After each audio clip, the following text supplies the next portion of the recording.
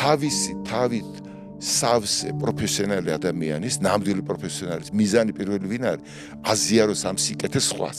ნამდვილი ოსტატის მიზანი რა არის? შეგირდები რო ყავდეს, მუდმივი შეგირდები თუ ისე ასწავლოს, რომ მასაც კი გადააჭარბოს, ამ მასავი ძლიერი იყო. ნაღდი პროფესორი თუ ხარ პროფესიონალი. შენი სურვილი რა არის? ან ბავშვობა თუ გიცხოვრია სოფელში, ალბათ, ხო?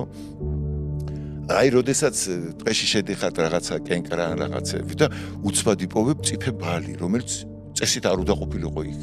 ტყემლები და პირის შავე რაღაცები ჭა. პირველი რა არის? შენ მიასკდები ამას?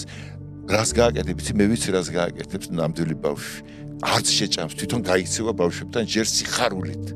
რომ მოიყვანოს აქტორი, კი არ დატკბება ამით, იმათ არა, ის სიხარული რომ მას ის მიანიჭებს სხვა ბავშვებს ამის სიხარულს, უფრო მეტია ვიდრე რომ მე დავიტკბე და მე ვჭამო.